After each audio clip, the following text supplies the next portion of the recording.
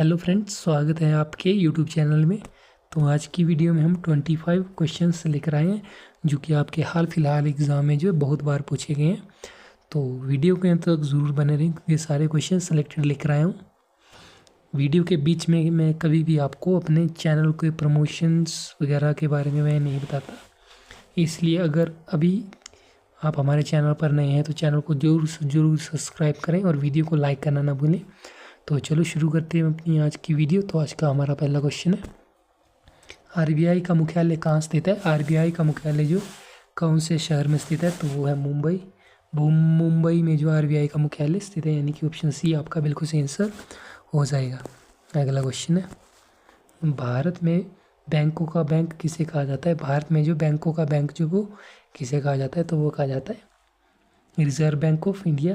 भारतीय reserve bank को जो है बैंकों का बैंक कहा जाता है, यानी कि ऑप्शन ए आपका बिल्कुल सही आंसर हो जाएगा। अगला क्वेश्चन है, नीति आयोग का अध्यक्ष कौन होता है? नीति आयोग का अध्यक्ष जो वो कौन होता है? तो वो होता है प्रधानमंत्री।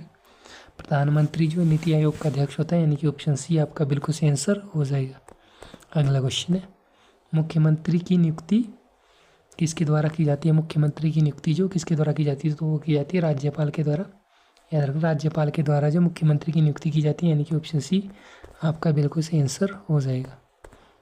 अगला क्वेश्चन है, लोकसभा का नेतृत्व कौन करता है? लोकसभा का नेतृत्व कौन करता है? तो वो करती है लोकसभा अध्यक्ष। लोकसभा अध्यक्ष जो लोकसभा का नेतृत्व करती है, यानी कि ऑप्शन ए आपका बिल्कुल सही आंसर हो जाएगा।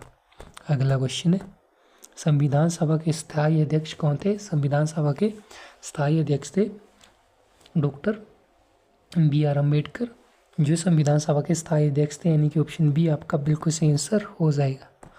अगला क्वेश्चन है, लोकसभा के अध्यक्ष को कौन चुनता है? लोकसभा के अध्यक्ष को जो है कौन चुनता है? तो वो चुनता है लोकसभा के सदस्य जो है लोकसभा के अध्यक्ष को चुनते हैं, यानी कि ऑप्शन बी बिल्कुल सही आंसर हो जाएगा। अगला क्वेश्चन है, भारत के संविधान का निर्माता किसे माना जाता है? भारत के संविधान का निर्माता जो किसे माना जाता है? तो वो माना जाता है बी.आर. अम्बेडकर को जो भारतीय संविधान का निर्माता माना जाता है, यानी कि ऑप्शन बी आपका बिल्कुल सही आंसर हो जाएगा। अगला क्वेश्चन है, राज्यसभा के सदस्यों की न्यूनतम आयु कितनी होती है? राज्यसभा के सदस्यों की न्यूनतम आयु कितनी होती है? तो वो होती है 30 वर्ष। याद रखना, 30 वर्ष होती है राज्यसभा के सदस्यों की न्यूनतम आयु, यानी कि ऑप्शन सी आपका बिल्कुल सही आंसर हो जाएगा। अगला क्वेश्चन है, भारतीय राष्ट्रीय कांग्रेस के प्रथम अध्यक्ष कौन थे? भारतीय राष्ट्रीय कांग्रेस के प्रथम अध्यक्ष थे W.C. बनर्जी, जो भारतीय राष्ट्रीय कांग्रेस के प्रथम अध्यक्ष थे, यानी कि ऑप्शन सी आपका बिल्कुल सही आंसर हो जाएगा। अगला क्वेश्चन है, संसद के सदनों को बुलाने की शक्ति किसके पास है? संसद के सदनों को बुलाने की शक्ति जो किसके पास होती है?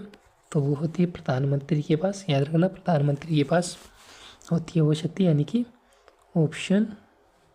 कि ऑप्शन सी आपका बिल्कुल सही आंसर हो जाएगा। अगला क्वेश्चन है, सेडलर आयोग का संबंध किससे? सेडलर आयोग का संबंध जो किससे है? तो वो है शिक्षा से। याद रखना, शिक्षा से जो सेडलर आयोग का संबंध है, यानी कि ऑप्शन डी आपका बिल्कुल सही आंसर हो जाएगा। अगला क्वेश्चन है, गीता रहस्य नामक ग्रंथ के लेखक कौन है?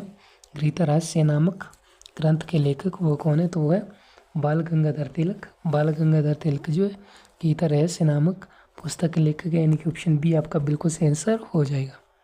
अगला क्वेश्चन है, भारत के राष्ट्रीय ध्वज का डिज़ाइन किसने तैयार किया था? भारतीय राष्ट्रीय ध्वज का जो डिज़ाइन है वो किसने तैयार किया था? तो वो किया था पिंगली वेंकैया के द्वारा जो राष्ट्रीय ध्वज का डिज़ाइन तैयार किए गए थे, यानी कि ऑप्शन डी आपका बिल्कुल सही आंसर हो जाएगा।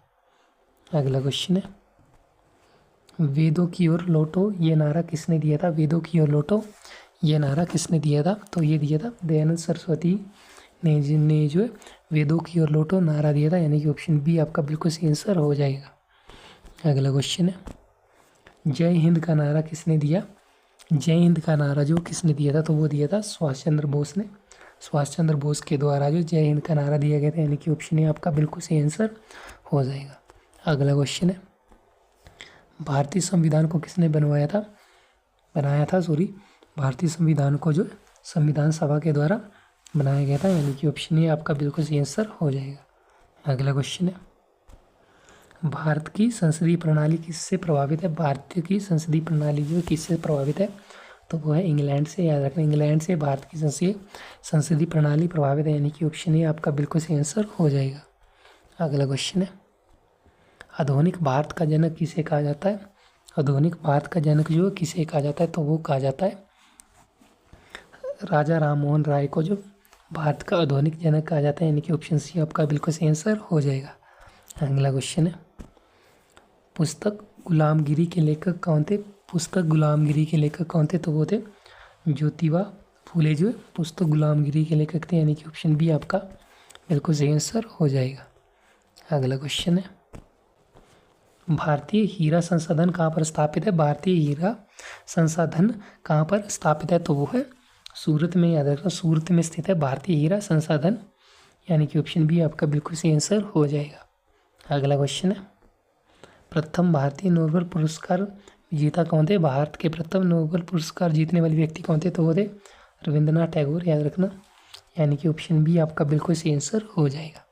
अगला क्वेश्चन है, कौन सी घटना महाराष्ट्र में घटी हुई थी? कौन सी घटना जो निम्न में से जो महाराष्ट्र में घटी थी? तो वो है भील विद्रोह जो महाराष्ट्र में घटा था, यानी कि ऑप्शन ए आपका बिल्कुल सही आंसर हो जाएगा। अगला क्वेश्चन है, हम्पी का खुला संग्रहालय किस राज्य में स्थित है? हम्पी का खुला संग्रहालय जो कौन से राज्य में स्थित है? तो वो है कर्नाटक राज्य में, यानी कि ऑप्शन ए आपका बिल्कुल सही आंसर हो जाएगा। अगला क्वेश्चन है, किसने अपने आप को खलीफा घोषित किया था? किसने अपने आप को जो खलीफा घोषित किया था? तो वो है मुबारक शाह खिलजी ने जो अपने आप को खलीफा घोषित किया था, यानी कि ऑप्शन डी आपका बिल्कुल सही आंसर हो जाएगा। तो अगला क्वेश्चन है और इस वीडियो का लास्ट, गांधी जी ने जो किस कानून को काला कानून कहा था? ये क्वेश्चन जो आपके लिए घर के लिए होमवर्क है। ये क्वेश्चन जो आप मेरे को कमेंट बॉक्स में बताएंगे कि इसका आंसर क्या है। तो दोस्तों, आपको हमारी वीडियो कैसी लगी कमेंट बॉक्स में ज़रूर बताना। हम मिलेंगे आपको अपनी अगली वीडियो में इससे भी अच्छे क्वेश्चनों के साथ। तब तक जय हिंद, जय भारत।